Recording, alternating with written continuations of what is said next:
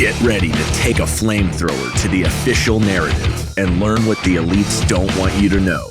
You're listening to The Tom Woods Show.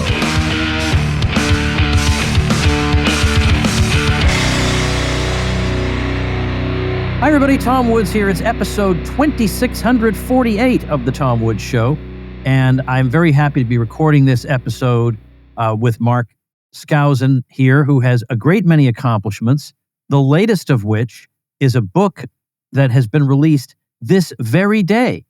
Now, if you're watching on YouTube, you can see on your screen Benjamin Franklin on the cover, the greatest American, Benjamin Franklin, the world's most versatile genius. Now, I don't want to say Mark Skousen is himself a Benjamin Franklin, but he is himself, I would say, a fairly versatile genius, although not perhaps quite as versatile as his ancestor, Benjamin Franklin. And in fact, Mark is a direct descendant of Benjamin Franklin. We'll talk about that in a minute. But you will know Mark also, in addition to knowing him from his many books, as the creator and host of Freedom Fest, which now these days alternates 1 year Las Vegas, 1 year someplace else. You also know him as the publisher of Forecasts and Strategies for close to, 45 years now, Mark? That's correct, 45 years. Absolutely crazy. But we want to talk about Benjamin Franklin today. In fact, Mark sent me a text some weeks ago and said that he's got a book coming out on the greatest American, and who would that be? And I answered, Benjamin Franklin, of course. And you know, I like when I impress Mark Skousen, but this was easy because I knew how much he was an admirer of Ben Franklin, who was indeed a very interesting person, and who, even though he had tremendous quarrels with John Adams, the more dour John Adams, later in Adams's life, after Franklin had passed on, Adams, looking back, thought about, in talking with Thomas Jefferson, the good qualities of Benjamin Franklin. Maybe I was too hard on him. He had all these delightful qualities. Even the dour John Adams was able to perceive that. So anyway, Mark, congratulations on the book. Thank you. It's actually been my first book in 10 years that I've actually written. I did have a book on my Uncle Cleon. There were Giants in the Land that came out a couple years ago that my wife and I edited and compiled, but it was really the writings of my uncle rather than my own. And so this actually came out of a series of columns that I wrote for Newsmax called the Franklin Financial Report.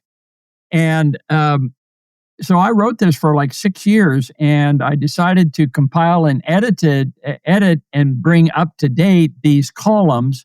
Plus, I added a couple of other sessions or chapters that we'll probably talk about, including the chapter Ben Franklin and His Critics, of which there are many.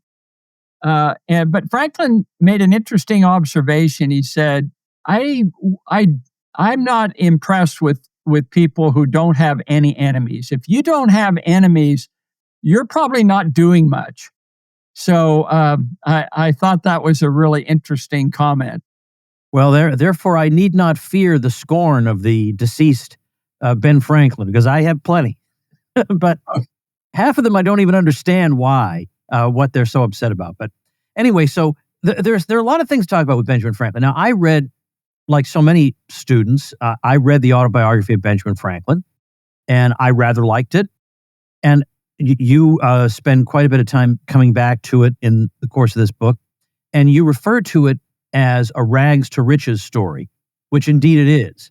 But it isn't just that, because he has a section, now I'm going from memory, in which he lists the different ways one might improve himself. And one of them, maybe it's humility, I forget which category it is, but just as you're going through the list of all the ways you might improve yourself, at the very end, he says, imitate Jesus and Socrates.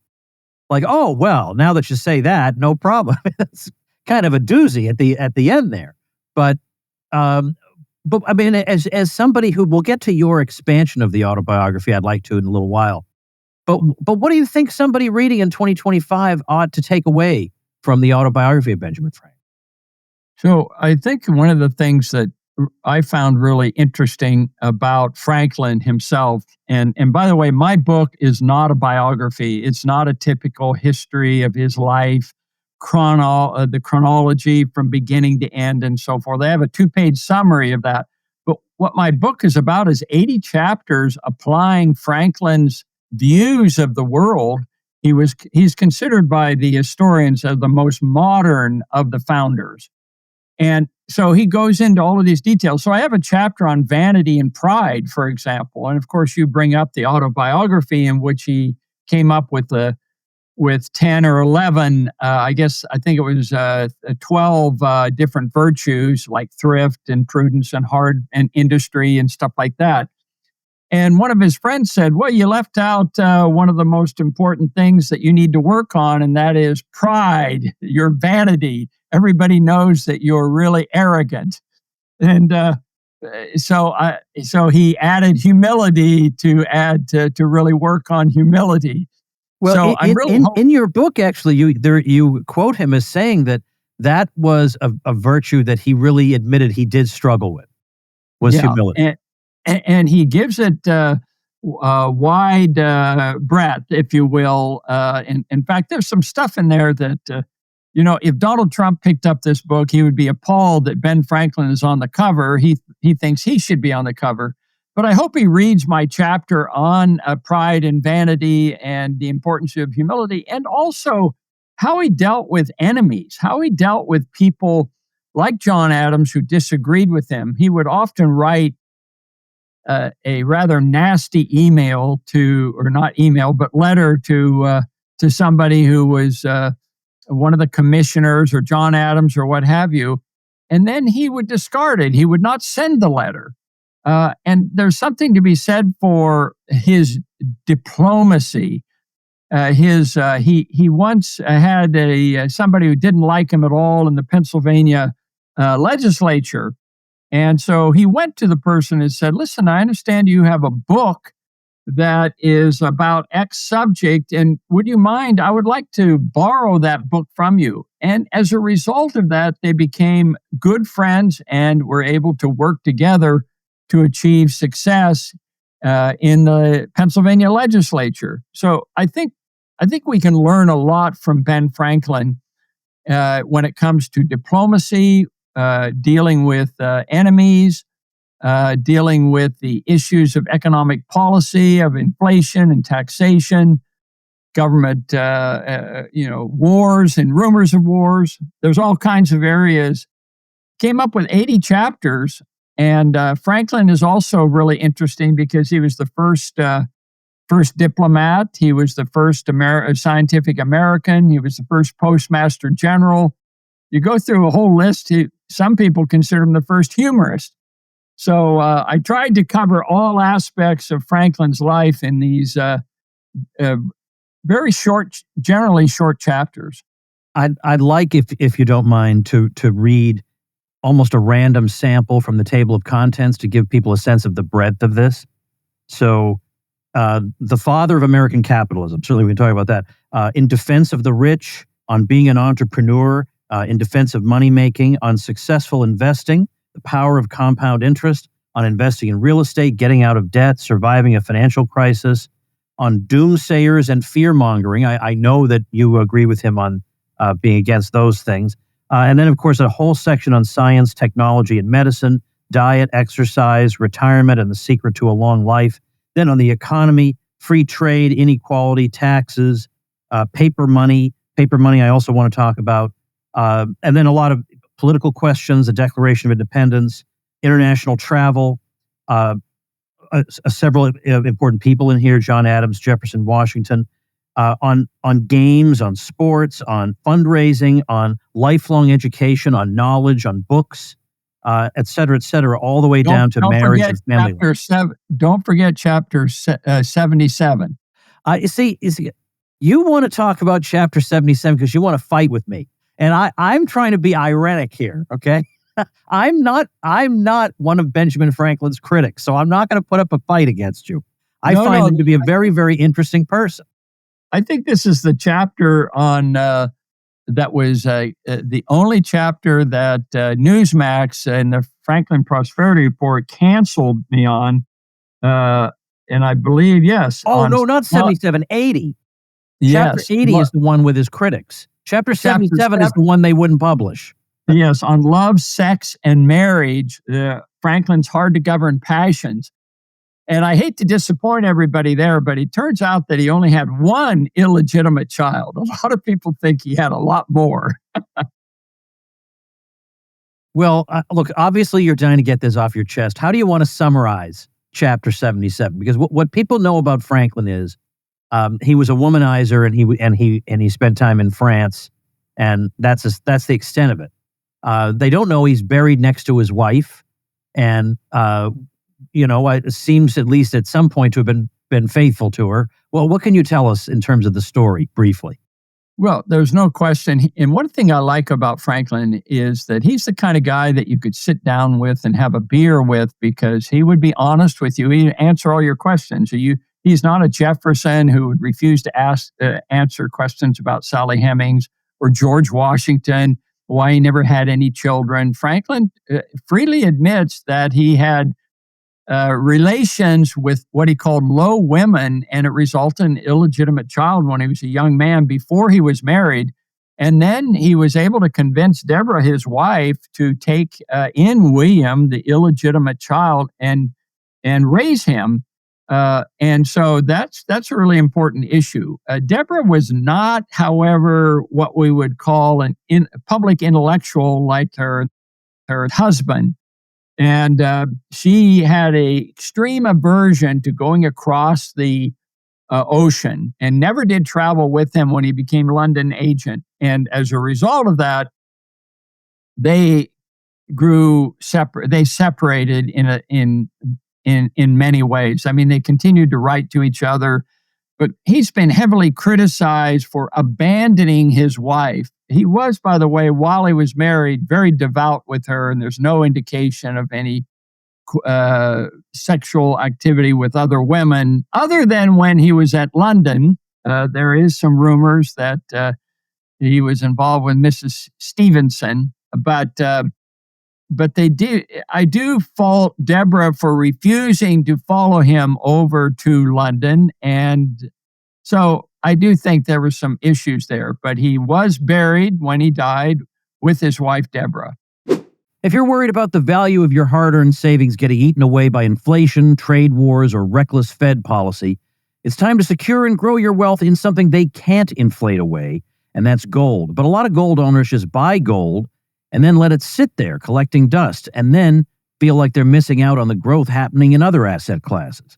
Well, that's why I lease my gold with Monetary Metals. I earn a 4% annual yield paid in gold every single month while still owning my ounces.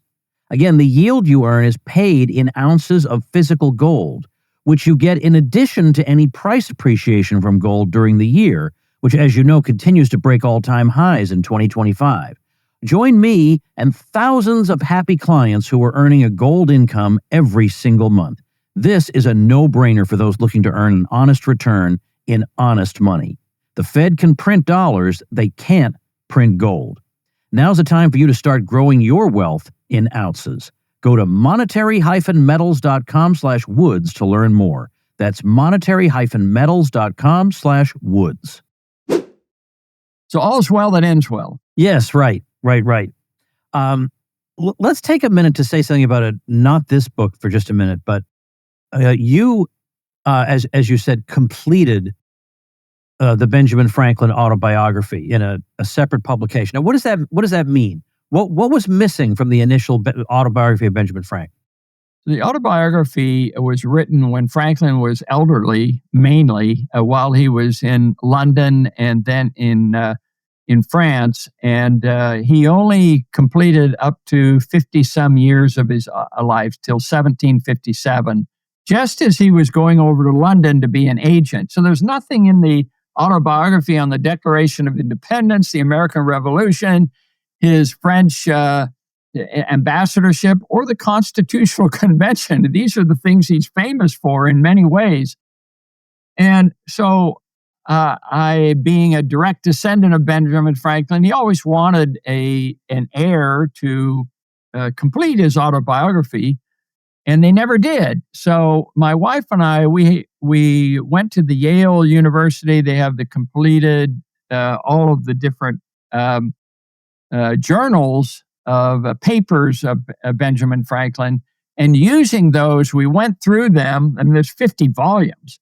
And we went through those and we came up with all the autobiographical letters and articles that he had written. And so we compiled those. My wife and I, my wife especially, Joanne, was just as an English professor, did a fantastic job of putting it all together. And in 2006, on the 300th anniversary of Franklin's birth, they had big ceremonies and stuff. And Regnery published the completed autobiography. So it's volume 2, 1757 to 1790, covering the last 30-some years of his life. What's really interesting is there was one chapter where he wrote very little. There's just nothing described. And guess what year that is? I don't know. 1776. Why didn't I guess that? Yeah. And so, but fortunately, Franklin, one evening in France, he and Arthur Lee were saying, hey, we don't have anything to do. And they sat down, and Arthur Lee peppered Franklin with a series of questions on, well, what have we done so far in the last year in 1776? So there's this wonderful description by Arthur Lee, and he's basically quoting Franklin over and over again.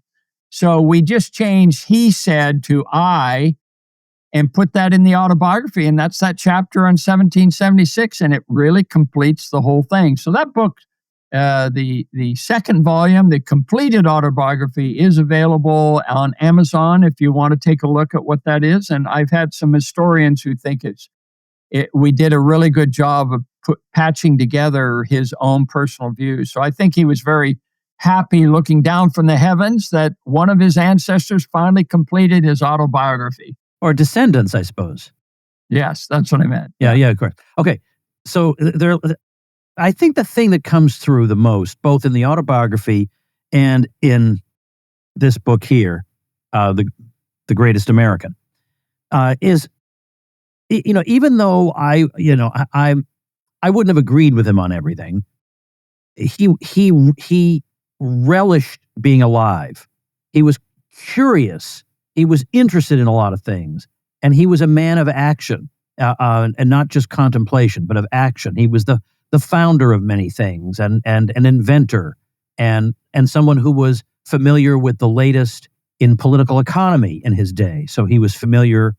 Now, apparently, I know from reading your book that there's a controversy about the extent to which he and Adam Smith knew each other, were familiar with each other as people. Yeah.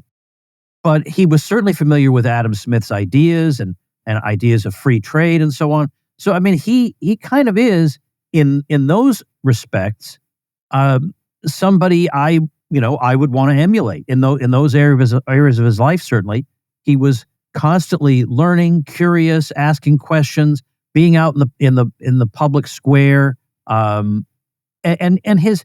I think some of his opinions on, as you say, how to handle enemies, I'm not sure I could exactly live up to what he calls for, but I like that somebody is holding out that kind of a model of, ideal human behavior. Absolutely. I really think that Franklin really worked hard at fulfilling those virtues that he talked about in the autobiography, and he wasn't always successful. There were some enemies. I mean, even his own son, he never did forgive him for William for being a loyalist. They were very close in London, and I have a whole chapter on nepotism. And Franklin was a nepotist, and he got his son to be the royal governor of New Jersey. And he did such a good job that William became a loyalist even after the war got started. And there was a bitter fallout. And I have this wonderful quote in the completed autobiography as well as this book, where he says, "This is a most disagreeable subject. I drop it." And boy, you can feel the passion the anger that Franklin has about his son who gave up family relations in order to remain loyal to the king. So things like that happened, and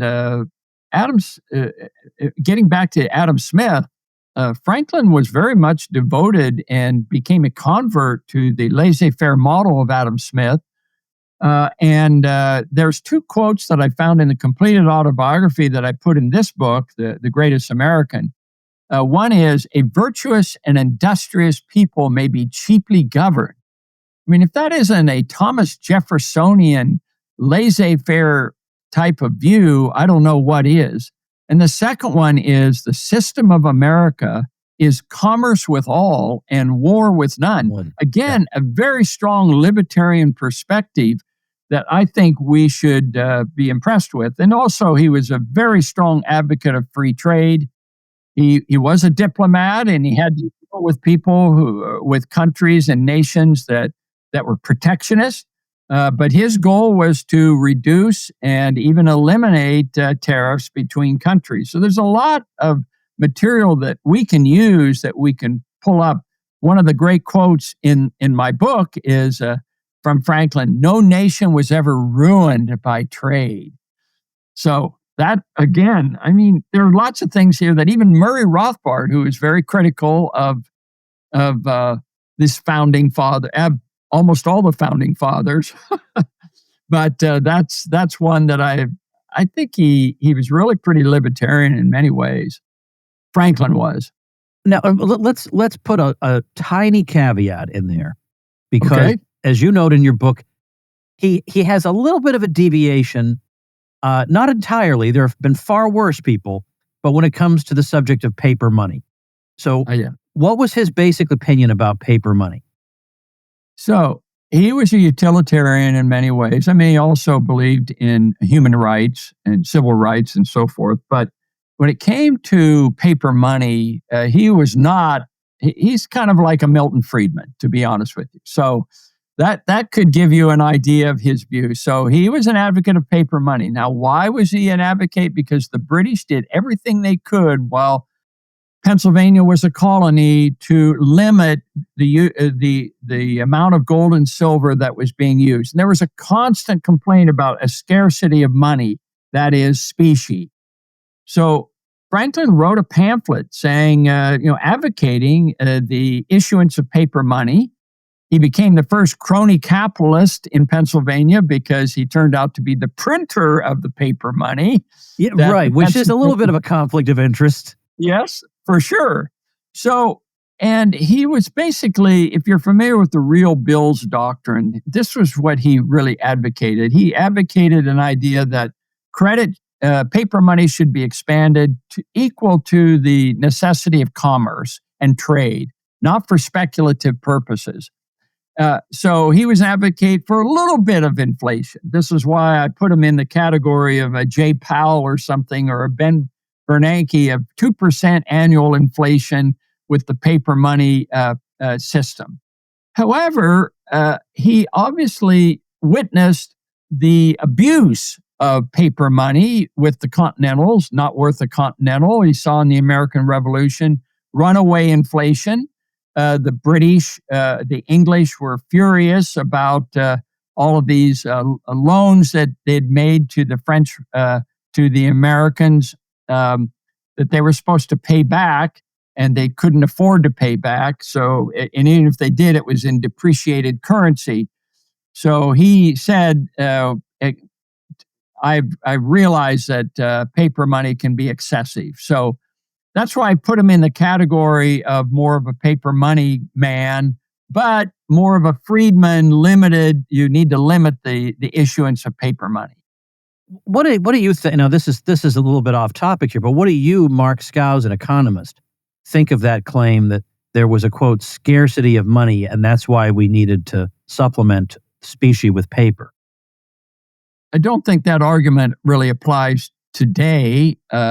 However, I do think that the gold standard can serve a purpose. I'm more of in the Steve Forbes camp of where the Fed needs to look at the price of gold as one of the tools of monetary policy. And if the price of gold is rapidly rising, as it has been for the last few years, that suggests that we have too much of an easy money policy. So I would use it as a tool. I also like Judy Sheldon's idea of the government actually issuing a gold-backed long-term bonds. It doesn't pay any interest at all. You just have to pay back in the price of gold. And I think that would be helpful as a deterrent as well. But as far as going back to a hardcore gold standard, I think that's not going to happen. So from a practical point of view, it's not something I advocate. But I do think it can be useful as an investment tool. I'm recommending gold in my newsletter and have been. My people are very happy with the gold stocks and the gold that we're recommending. And government does have a use for gold as a target, if you will. Well, I was just wondering if you thought that people at that time who were complaining of a shortage of currency or whatever were actually, that was a self-interested argument. That, as long as prices can fluctuate, there isn't going to, it's not that there is a shortage of gold coins. It's that inflationists benefit from inflation. And if that's what you want, be honest about it. So that was my feeling reading what the colonists were saying. You could be right. I'm just saying what everybody was saying, that there was this severe limitation on gold and silver, and the British themselves discouraged. Now that's true. Yeah. It discouraged the use of or allowing the colonies to use gold and silver. And so that's the reason why, Franklin had a labor theory of value.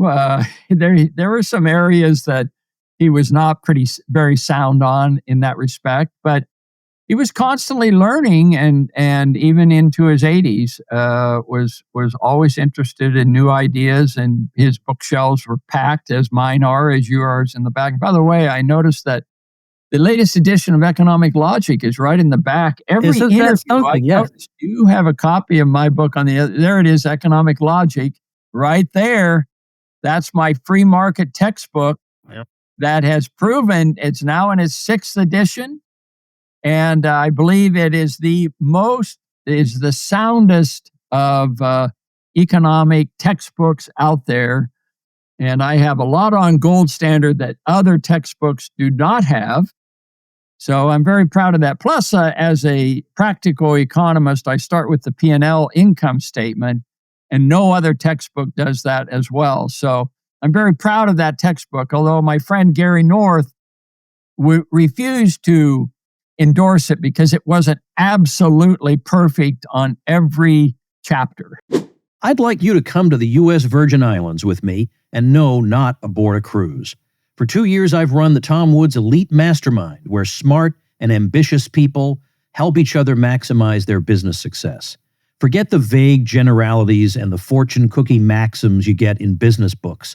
Here, you'll get ideas and strategies designed specifically for you. My own success has been dramatically increased when smart people who knew my specific situation told me, do this specific thing. We meet in person 3 times a year, always in an exciting place, and one of our meetings in the coming year will take place in St. John in the U.S. Virgin Islands. We'll sail around paradise as we help each other reach that next level in our businesses. And a certain magician who fooled Penn and Teller on their TV show will be there to do close-up magic just for our small group. If that sounds awesome, that's because it obviously is. If you want in, head over to woodsmastermind.com and let's talk. woodsmastermind.com. Well, and also, how could it be as good as the Samuelson textbook after all? So, all right, this is, we're telling inside jokes about economics textbooks, Mark. We got to get back to Benjamin Franklin here. So, yes, sir. His advice to people, I mean, a lot of what we think about Franklin comes down to maxims about how to live, how to and how to manage money, and to observe thrift. Um, and it's like, in a way, some of these things we kind of know instinctively, but we just don't want to do them. So what would you say? What is his program if he were looking at a young man today, and as he's about to go out into the world? What would be the 2-page letter that Franklin would write to that 18-year-old kid about how he should take on the world?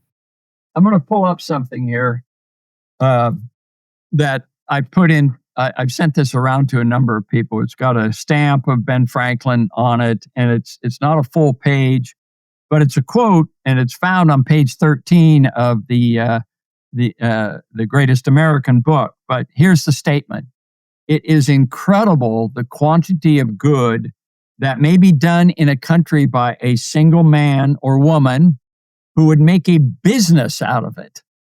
And that's the key, is to be able to focus on a particular thing that you want to accomplish, and you have passion about it, and you make a business out of it. He actually went in further and said, and not suffer himself to be diverted from that purpose by different avocations, studies, and amusements. In his early life, he worked 24/7. Industry, thrift, and prudence were his three goals, meaning you try to accomplish things with those three things in mind: industry, thrift, and prudence. And he was a hard worker, and people criticized him for not taking enough time for amusements and leisure and so forth. He did do these kinds of things, but it was only later in life that he would play cards with people and be more leisurely in his retirement age. But by that time, he was in his 80s. Yeah. So he's like you. He's like you, Tom Woods. You're working 24/7. You've got all kinds of irons in the fire. Who knows? No, but see, Mark, here's the difference. Here's the difference. I give the impression that I'm working 24/7 by producing a lot. I'm just very efficient at it.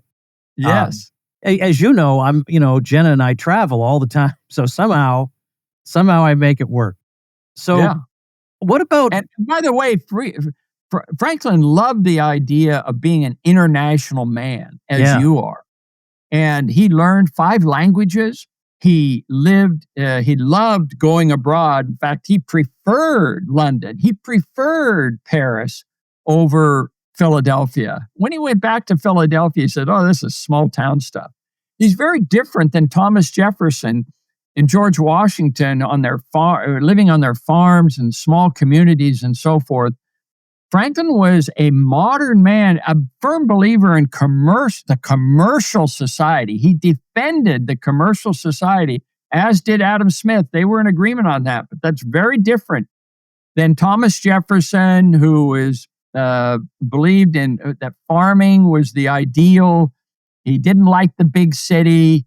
He was in favor of gold and silver only, not paper money, because paper money represents the commercial society.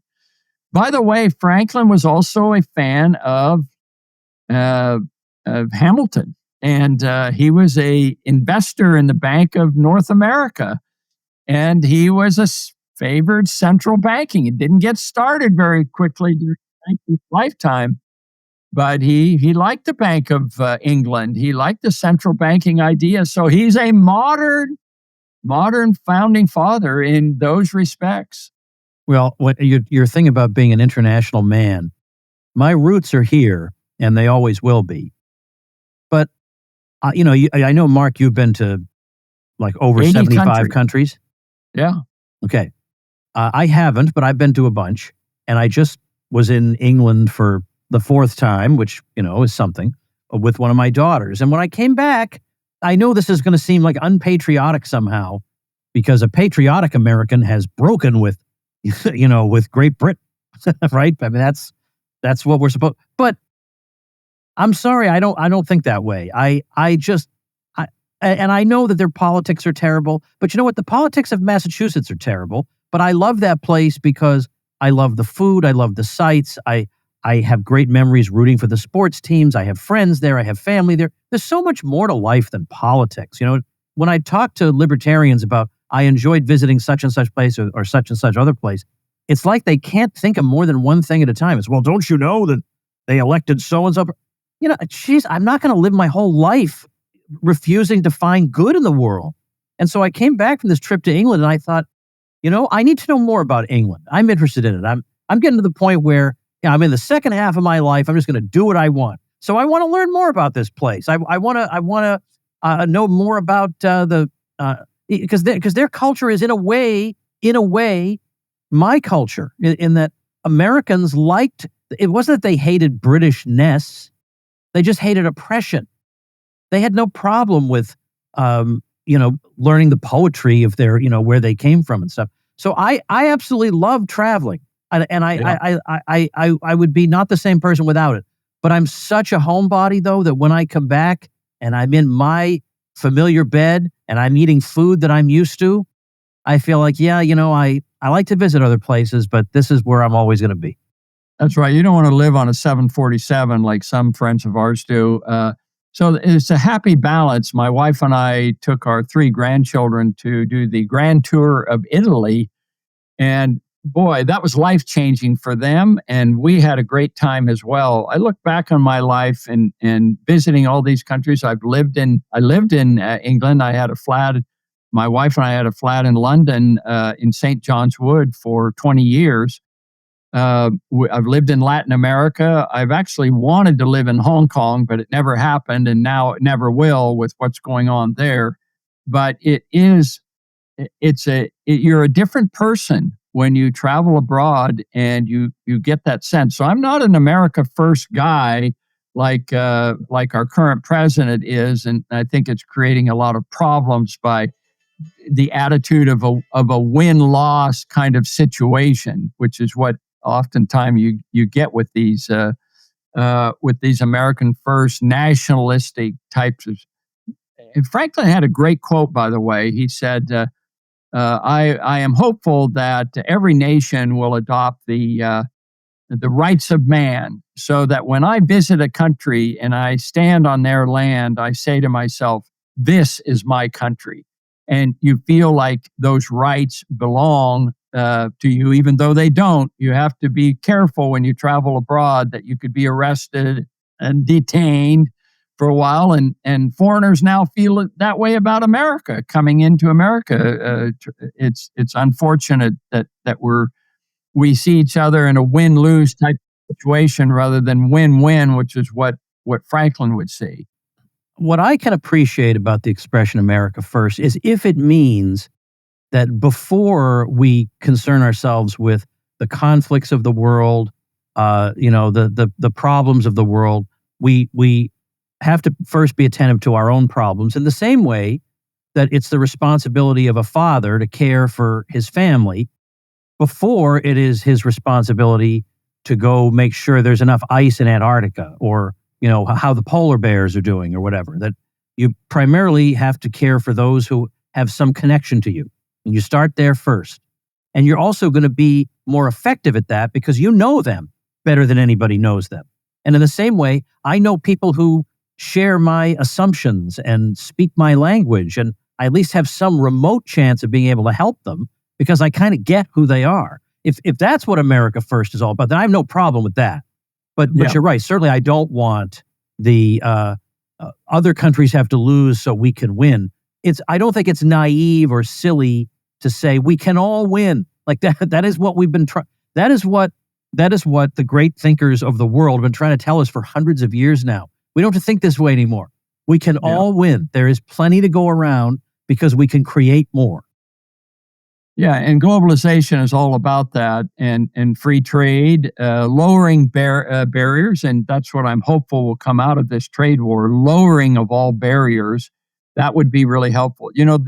I do have a chapter on the American dream. Franklin certainly lived the American dream. We don't talk about the Italian dream and the Mexico dream and the Canadian dream. It really is the American dream, and American exceptionalism is still alive and well. Look at That the sounds like America first to me, Mark. Well, it is in the sense that if we're doing the things that are the right things to do, then it's worth imitating around the world. So I think Franklin wanted to spread that message of human rights, of limited government, of little or no inflation, stable currency, open border. He was actually very liberal in favor of liberal immigration. He wanted Americans. He liked the idea of America being a melting pot.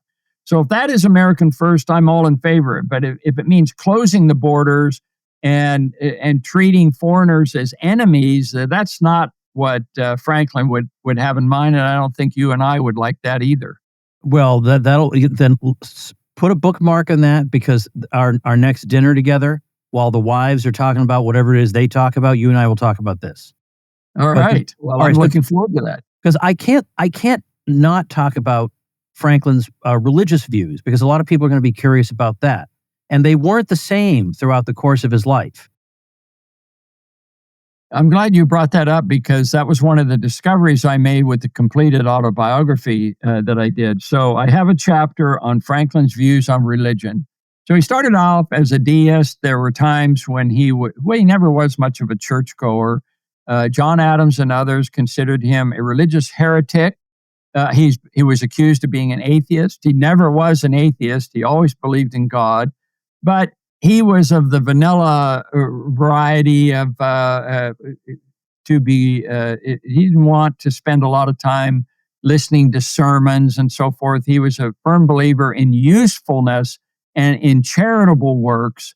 That was his emphasis. But what was interesting was that the American Revolution changed his views from being a passive deist, God winding up the clock and just letting it run, to an active theist, because he saw over and over again where God intervened with George Washington so that we would win this war. And at the end of his life, he gives up this speech at the Constitutional Convention, and he says, have we not lived long enough to see God intervening in our affairs? For this we know that God governs in the affairs of men. And he said, and then he gave this prayer when he asking for prayer in the Constitutional Convention, and so it demonstrates his change. And so there's a great quote that he used to write up and sign. Might be worth quoting. It's on page 289, and this is what it says. And this is, by the way, if you go to his gravesite in Philadelphia, they have a really nice plaque there with this quote. And he would write this out and hand it to his friends throughout his life. And this is what it said: the body of B. Franklin, printer, like the cover of an old book, its letters torn out and stripped of its lettering and gilding, lies here, food for worms. But the work shall not wholly be lost, for it will, as he believed, appear once more in a new and more perfect edition, corrected and amended by the author. I mean, he's writing about the resurrection, that we will all be resurrected someday. And I would like to think the same thing. In fact, on my own gravestone, I have planned a little statement. It's going to be in the form of my newsletter, Forecasts and Strategies. I don't have a copy here with me, but if I did, here it is, Forecasts and Strategies. It's going to be in gold, and underneath Forecasts and Strategies, my gravestone, it's going to say, be sure to renew your subscription. I'll be back with an issue you won't want to miss. You like that? I like that very much. Well, first, I'll have The Greatest American linked at tomwoods.com. Linked at tomwoods.com/2648, also in the video description. And then, in addition to that, I mean, I hate to give people two courses of action, Mark, because in marketing, they say give them just one thing to do. But yet, if you wanted to give them a website, I wouldn't oppose that. But if you wanted to promote something else, but The Greatest American is the book we've been talking about today. But if there's anything else you'd like to add to that, now is the time to do it. Well, today is the pub date, and the pub date means that Amazon is now selling the book on Amazon. I'd like to make it number one. That would be really cool. Maybe we'll find out how strong the Tom Woods podcast is. Tom Woods show. Oh, you're gonna be sorely disappointed, Mark Skousen. Sorely disappointed.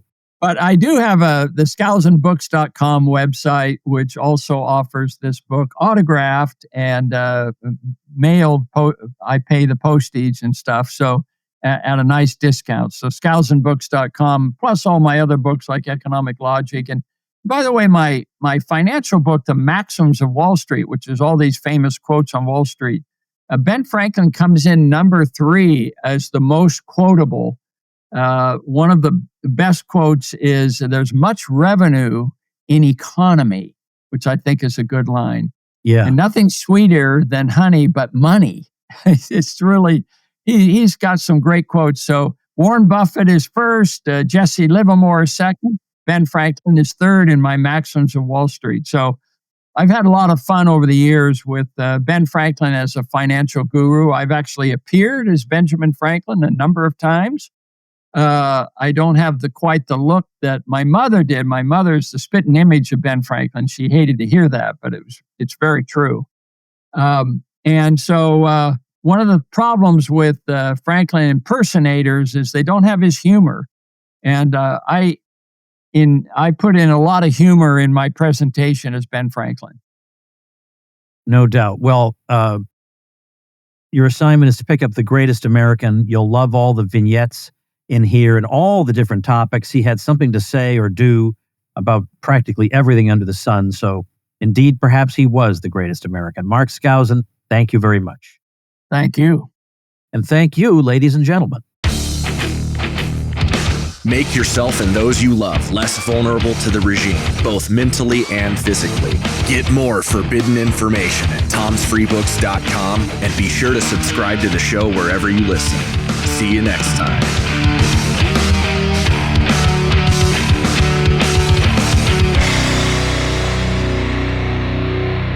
Like the sound of The Tom Woods Show? My audio production is provided by Podsworth Media.